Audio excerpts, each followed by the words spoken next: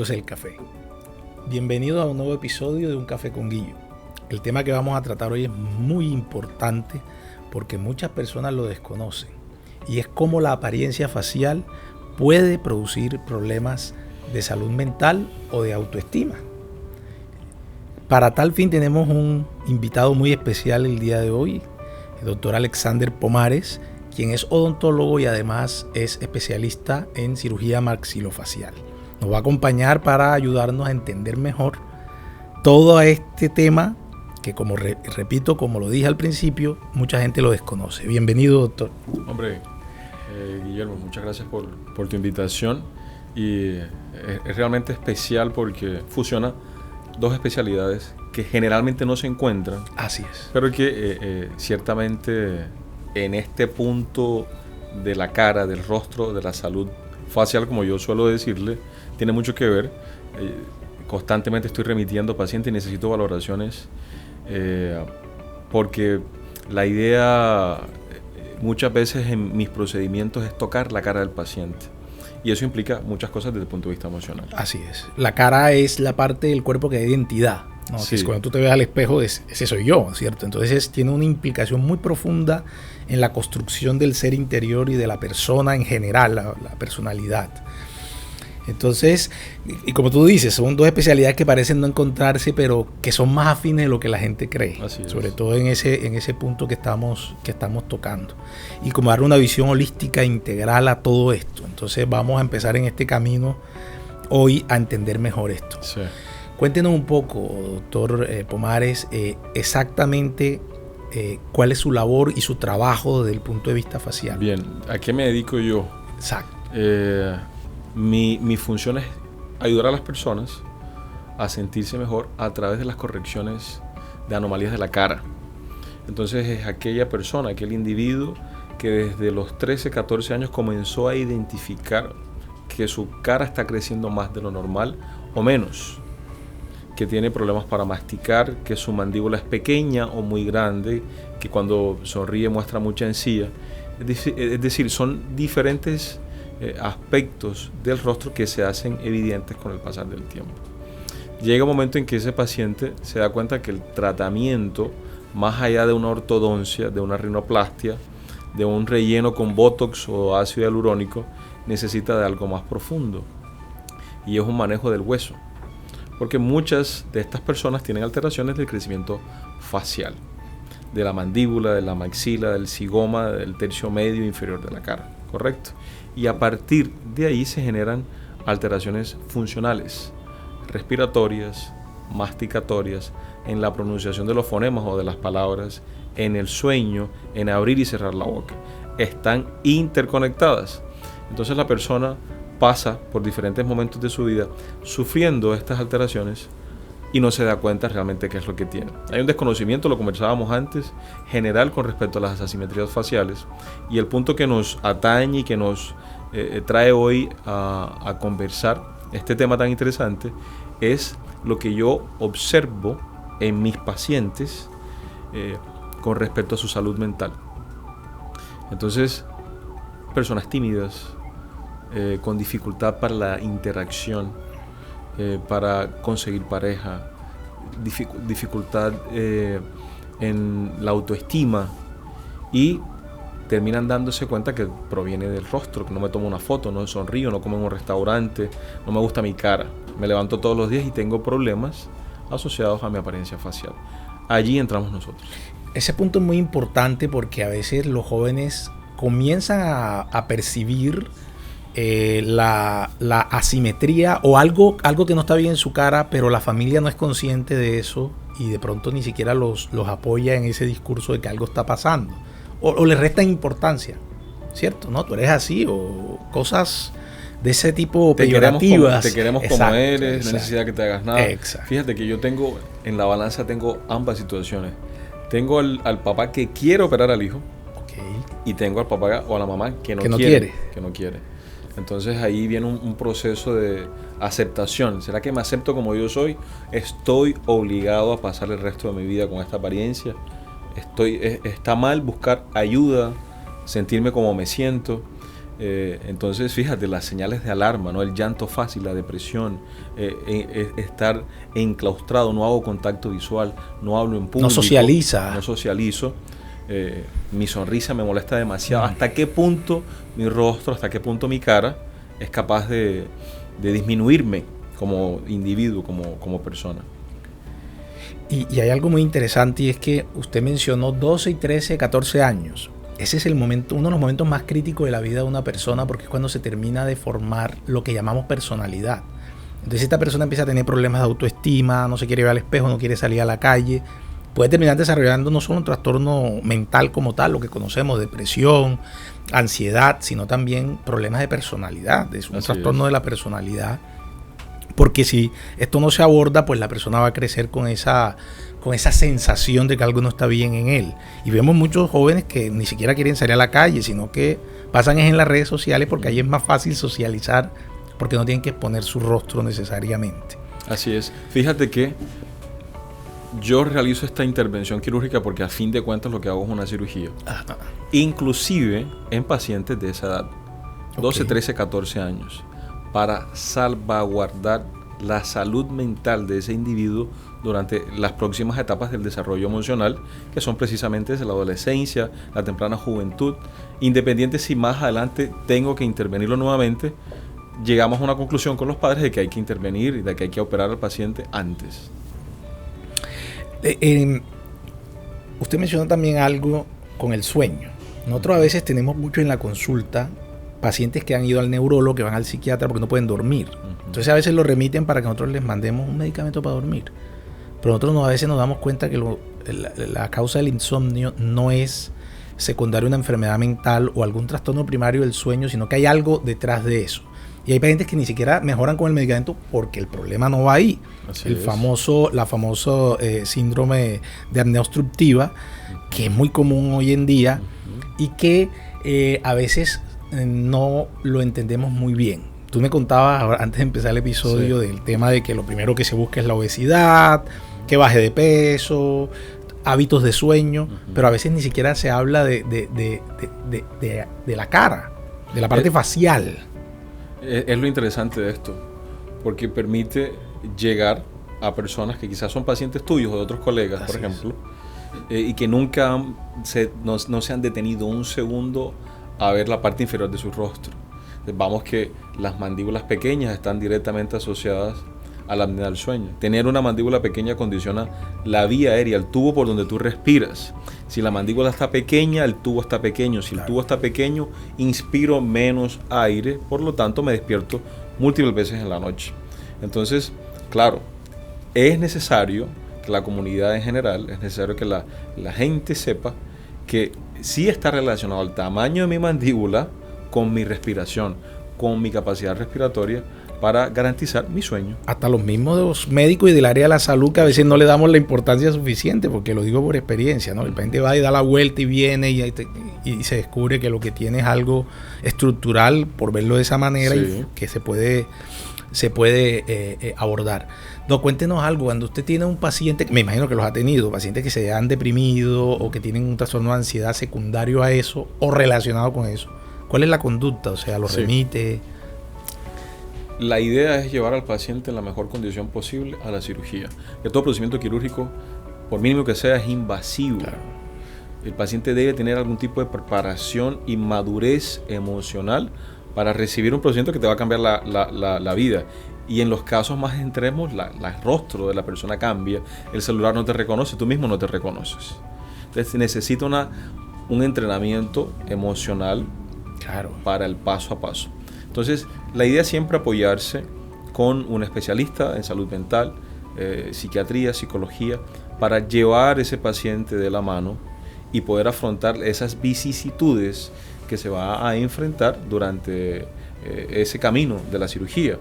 Entonces, siempre buscamos, desde mi perspectiva, desde mi formación clínica, identificar qué tan estable es mi paciente. El deber ser, y lo que estamos intentando realizar, es un equipo sólido que te permita, como lo decías anteriormente, abordar holísticamente a un paciente.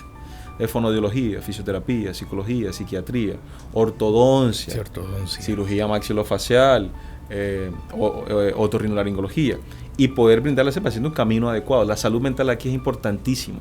Si un paciente no está bien emocionalmente, no puede soportar la cirugía, porque muchos de ellos pueden pasar en 3, 4, 5 días posterior a la cirugía por episodios de depresión. Estás acostado en la cama, no puedes hacer lo que regularmente haces, no puedes comer lo que regularmente comías. Entonces entran en ese estado de depresión, y si tú no te diste cuenta antes, se puede exacerbar y poder llevarlo de la mejor manera al lado de un especialista. Fíjate, hay cosas que me estás diciendo que ni siquiera yo en algún momento lo había pensado. Que el celular no te reconozca la cara, ya eso es un impacto hoy en día grandísimo. Que tú te miras al espejo y sientas que estás viendo otra persona. Otra persona.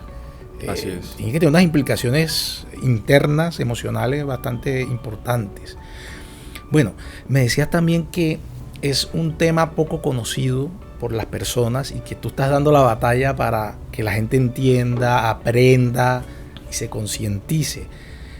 Hay gente que está escuchando y que seguramente se va a identificar con esto y va a querer que pues se le haga una evaluación a ver si requiere una cirugía. ¿Cómo son esas cirugías? ¿Cómo es la recuperación? Cuéntame un poco más de eso. Esto es un procedimiento que se hace primero que todo bajo anestesia general, ¿cierto? Que tiene diferentes abordajes dependiendo de lo que tú tengas.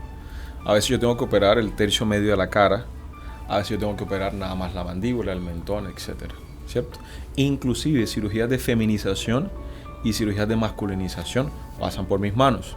En el caso de la cirugía ortognática, es un procedimiento que demora, dependiendo de lo que se vaya a hacer, 3 y 4 horas promedio, con un día de hospitalización. Algunos pacientes inclusive pueden recibir el alta el mismo día de la cirugía. Va a tener mínimo unos 15 días de recuperación. Esa persona debe separar 15 a 20 días de su vida para recuperarse en casa, tranquilo, venir a sus controles. Si tú quieres, si tienes este problema y deseas investigar un poquito más, hay mucha información en internet, en las redes. Lo ideal, como siempre decimos nosotros, es consultar a un especialista para ver de qué manera se te puede orientar si realmente eres candidato o no, porque hay muchos pacientes que ni siquiera son candidatos a este procedimiento. Y entonces cuéntenos un poco a todos los que nos están escuchando, dónde atiende usted, dónde queda su consultorio, dónde ellos pueden acudir. Sí, bueno, además de estar en diferentes instituciones en la ciudad de Cartagena, y que también existen otros cirujanos maxilofaciales aquí en la ciudad, el mío en particular, que es el Centro Ortognático del Caribe, es la primera unidad de asimetrías faciales de nuestra ciudad y una de las pocas de nuestra región. Está ubicado en el barrio Manga, una ubicación estratégica al frente de la Bahía San Lázaro, diagonal al Puente Romana. Estamos una clínica que nace con la intención de brindarle un tratamiento integral a los pacientes asimétricos de la ciudad de Cartagena. No solamente en Cartagena, sino también afuera. Entonces ahí cada vez llamamos más especialistas, así como usted, para brindarle una atención verdaderamente integral. Correcto. O sea, que la persona sienta que se está abordando todos los aspectos de su condición o lo que esté padeciendo. Sí, y que pueda tener una verdadera rehabilitación, porque entre otras cosas, este es uno de esos procedimientos que tiene un impacto funcional y estético. Entonces va a requerir de una rehabilitación mental y física. Total. ¿Y esa rehabilitación física se refiere específicamente a qué tiempo toma? Yo entiendo que esto es individualizado porque cada persona tiene una patología diferente y las cirugías van a ser distintas, pero como en promedio.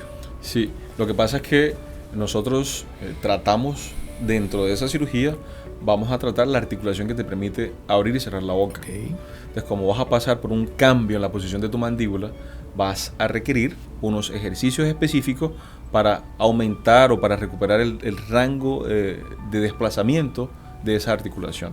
Entonces, claro, masticar nuevamente, apretar los alimentos, la posición de la mandíbula es diferente, de los maxilares es diferente, y vas a requerir de cierto tratamiento de rehabilitación que no va a superar los 2-3 meses después del procedimiento. Es importante que el paciente sepa que lo normal, el promedio de las cirugías o de los pacientes debe estar incorporándose a su vida laboral a los 15-20 días de ser operado. Claro que si tú eres un obrero, si trabajas bajo el sol, si tienes un trabajo fuerte, nos vamos a tomar un poquito más de tiempo, pero en promedio las personas que estás en oficina, en el carro, ese es el tiempo. Entonces la rehabilitación te va a tomar 1 o 2 meses de tu postquirúrgico para ir a donde el fisioterapeuta, a donde el fonoaudiólogo, a donde el cirujano y terminar tu recuperación. Sí, es corta entonces, porque eso es lo que se pregunta mucha gente, ¿no? Y voy a estar 2-3 meses para la rehabilitación total, pero puede regresar a sus actividades más rápido de lo que se piensa, o lo que hasta yo hubiese pensado, ¿verdad? Y es que antes la cirugía ortognática era extremadamente invasiva. Entonces la gente que se operó muchos años atrás dice, no, es que yo no recomiendo esta cirugía porque la cara termina hinchadísimo, parezco un sapo, no puedo ir, tengo que estar 2 meses dentro de mi casa. Claro, la tecnología, las nuevas técnicas, ¿sí? El enfoque más humano, las habilidades que uno adquiere hacen que hoy en día, así como en otras disciplinas, ese término de mínimamente invasivo también se acople a la cirugía ortognática junto con la tecnología, como lo estaba diciendo, y eso hace que tú seas más blando con los tejidos, que te recuperes de una mejor forma. Claro. Entonces, desde la parte de salud mental, concluyendo entonces, todos los pacientes deben tener una evaluación y un acompañamiento antes del proceso quirúrgico, desde el punto de vista de psiquiatría o psicología, dependiendo el requerimiento, y después del procedimiento, para acompañar a la persona, abordar la parte emocional y para trabajar también el tema de si existe un trastorno ya causado por la deficiencia que tiene el paciente, porque podemos encontrar pacientes que tienen depresiones, que es lo más común, podemos encontrar pacientes que tienen trastorno de ansiedad, pero fíjate cómo también podemos encontrar pacientes con trastornos del sueño y que no se encuentra aparentemente una causa, pero la causa sí está realmente y es la obstrucción que produce. ¿Qué otra cosa cree usted que sería bueno contarle a todos los que nos escuchan para tomar conciencia? O como una recomendación adicional. Yo pienso que el punto clave aquí está muy relacionado con lo que acabas de mencionar, ¿sí? El deber ser, lo que nosotros queremos implementar, es que nuestros pacientes pasen por una valoración del especialista adecuado. Correcto. ¿Sí? Para detectar algunas anomalías que se me esté escapando y que son importantes para potencializar el resultado y la calidad de vida de ese paciente. El llamado acá es a prestar un poquito más de atención en el rostro, no en los ojos verdes o azules o negros o en la nariz ancha o delgada, sino en otros aspectos que sí están relacionados a la salud, ¿correcto? Como el tamaño de mis maxilares, como cómo están relacionados mis dientes con el rostro, si yo tengo un crecimiento anómalo que persiste con el pasar del tiempo de un lado de mi mandíbula, ¿qué está pasando allí? Y que la gente sepa que esto tiene solución, que no están solos, que hay un equipo por detrás en Cartagena que está luchando para que esta cirugía sea cada vez más visible, desmitificando lo que durante mucho tiempo se creyó, el impacto negativo de esta, haciéndola más accesible. Claro, claro. Muy, muy interesante el tema, porque es algo estético y funcional. O sea, la persona no solamente se recupera en su apariencia, sino que también en la parte funcional, porque me imagino que esto también tendrá problemas o generará problemas odontológicos, el hecho de que la mandíbula no esté en su puesto y los dientes no encajen muy bien, ¿no? Sí. Me imagino que puede generar problemas internos en la boca y patologías odontológicas. Sí, no solamente odontológicas, no solamente en la boca, sino cervicales, faciales, el dolor facial difuso, las alteraciones temporomandibulares, las limitaciones para los movimientos de la mandíbula, la respiración, la masticación, como lo decíamos antes, la dicción. Hay algunas personas que tienen problemas para pronunciar algunas palabras por la posición de los maxilares, la respiración. En fin, son un conjunto de aspectos funcionales que están asociados a la posición de los maxilares. Claro. En la medida en que esa posición no se corrija, los problemas van a perpetuarse. Tú agregaste otro componente ahora y el dolor crónico. Muchas personas con dolor crónico, cualquiera que sea el origen, terminan afectándose emocionalmente, porque no hay cosa más desagradable que tener un dolor que no te lo quita nada o que te lo alivia un analgésico, pero nuevamente, una vez pasa el efecto, el dolor vuelve. Eso debe ser terrible para cualquier persona, para cualquier familia.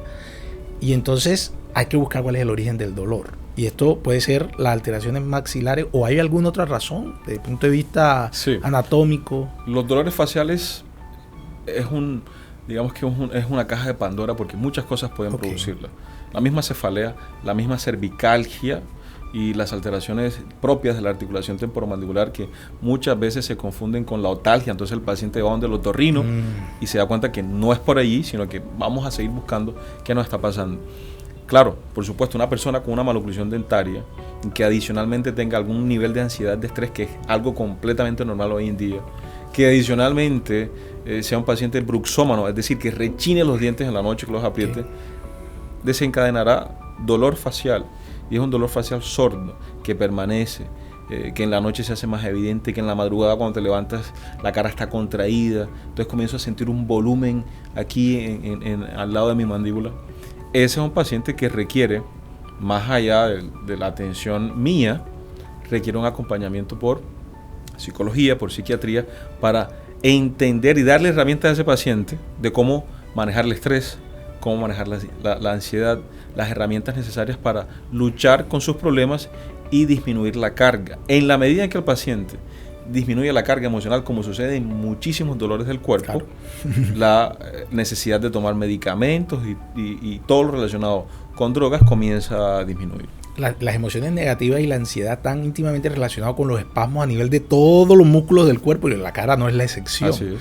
Y muchos pacientes cuando están muy estresados se les empeoran estos dolores, y a veces no hay una explicación aparentemente lógica, pero yo creo que ya esa explicación la hemos encontrado el día de hoy, y muchos de los que nos están oyendo están atentos porque seguramente se están identificando con esto y van a encontrar una solución.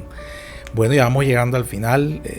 Querido doctor Pomares, muchas gracias por haber aceptado esta invitación, por haber compartido esta información tan importante con nosotros y con todos los que nos escuchan.